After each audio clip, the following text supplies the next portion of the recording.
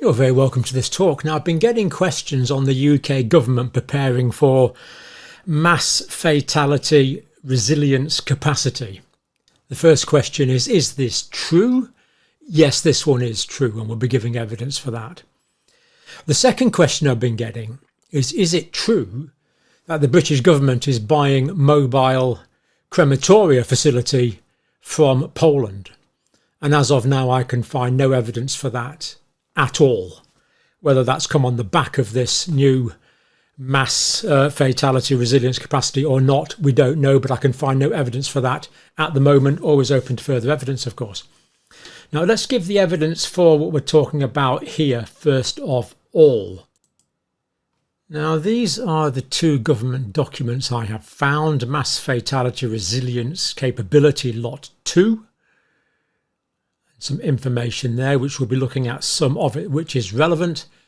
And the other one, which is Lot 3, Mass Fatalities Resilience Capacity Lot 3. And the figure on that one, I think, was about, I think they came to well over £1 million altogether for the two. So let's have a look at what this is talking about. Now, what it says is here, in the event of a major incident resulting in a large number of fatalities, which could overwhelm existing body storage, the Home Office would provide contingency support to the requesting local authority. And these tenders that have now been fulfilled, they're talking about core requirements of storage of up to 700 fatalities across 3 phases. So they seem to have 3 phases of the rollout. And just before we go on, I'm just going to whet your appetite with what we're going to be looking at in a minute.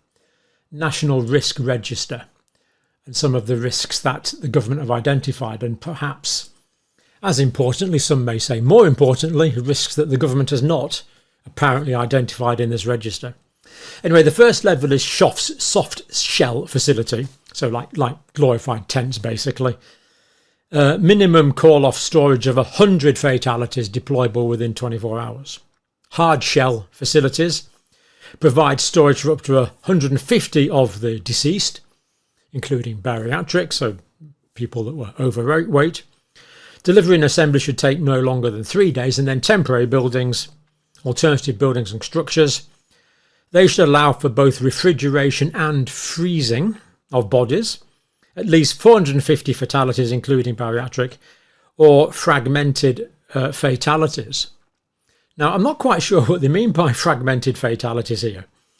Normally, it would mean deaths caused by flying debris or fragments, or it could mean that the sites are fragmented, so one site here, one site there, one site somewhere else.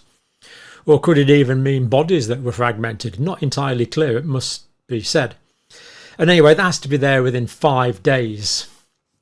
So, and the Lot 3 mass fatalities paper from the government, in the event of a major incident resulting in a large number of fatalities which could overwhelm existing body storage capacity, the Home Office would provide the necessary contingents. Now, should this be concerning? I honestly don't think so. This is what you would expect governments to do, to be prepared for the unexpected. I mean, we saw how well the government was prepared for the unexpected pandemic, didn't we? Actually, maybe they weren't that well prepared. Probably that was a bad example. Maybe we should forget that one. Or maybe other disastrous lack of anticipation by the government that you can think of as well. Anyway, let's just look briefly now at this National Risk Register. Now, what happens here is they seem to have divided into 9 sections, I think, 9 themes, 89 risks identified. Now, this one doesn't look too plausible to me. Last time I checked, we didn't have any active volcanoes in the United Kingdom, but nevertheless, they've put that there. Terrorism, of course, internal and external, cyber attacks, state threats, geographic and diplomatic risks, accidents and systems failures, national environmental hazards, human, animal and plant health, that would include pandemics of course, and societal, which covers a multitude of ills of course. Now I just want to look at a few of these in a bit of detail to get your opinion as much as anything else, because there is some pretty interesting ideas here. I mean, that's the link for the site that we've just looked at. Just a few things I put down. Hostile state conventional attacks. In other words, bombers carrying conventional explosives coming from country A, B or C. Other conventional attacks. Don't think that's too likely in the current situation, really. Not overly concerned about that, but there are something that I am concerned about.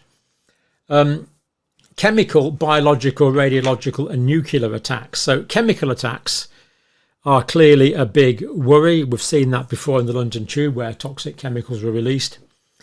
Water supply risks, air supply risks. Some chemicals are toxic in remarkably small amounts. But the thing about chemical attacks is the chemists are really clever. They can trace minute amounts of anything, like when we had the Novichok poisonings in the United Kingdom. That was identified really quite quickly by our chemists. Biological, though, is a bit more subtle. I mean, you could have a biological virus, for example, which was released deliberately, which could have a very high mortality rate, killing 95% of those that are infected. That's possible.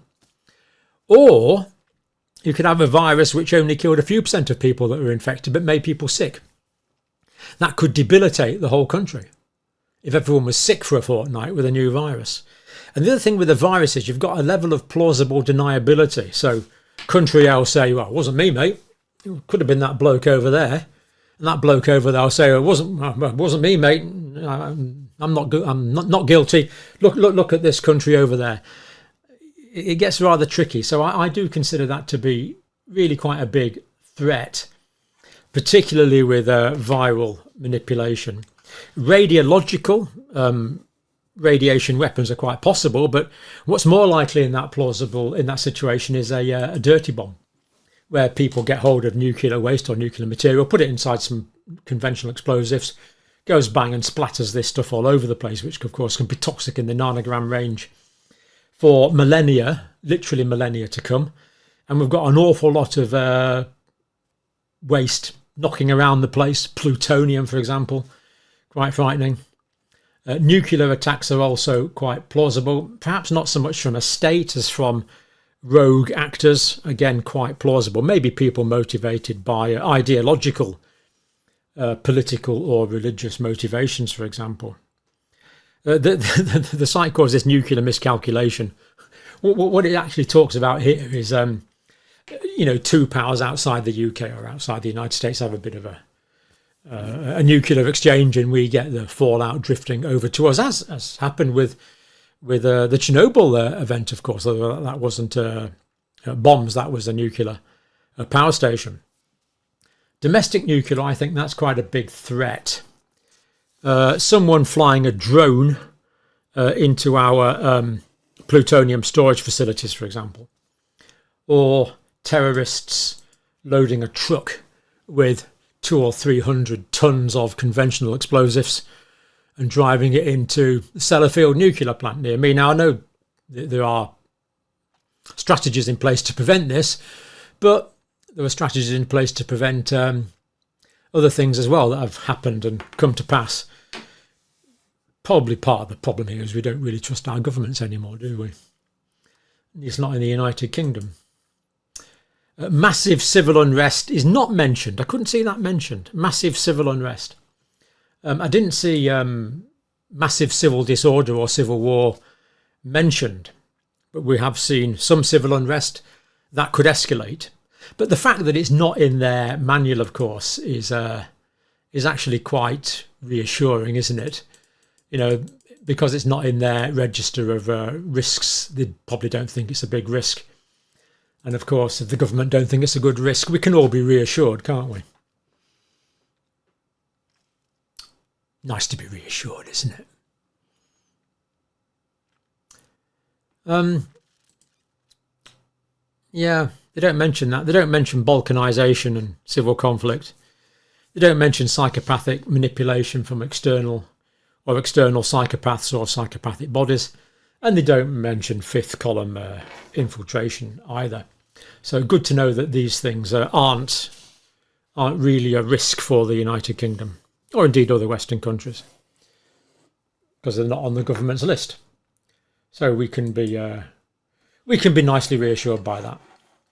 Anyway, to answer the serious points, no, I haven't heard anything about incinerators. Yes, the government is preparing for mass fatalities, but you would expect that. And sadly, in our lifetimes, even in my lifetime, we're probably going to see fatalities. Let me know which scenario you think is the more likely. But good to know the government's prepared. It's got somewhere to keep your body should you be killed. But for now, let me know what you think. You'll maybe think there's some serious issues here like I do. And of course, we're limited by what we can openly discuss, sadly, in the United Kingdom. So on that point, we'll leave it there for now. Write in the comments if you dare. And thank you for watching.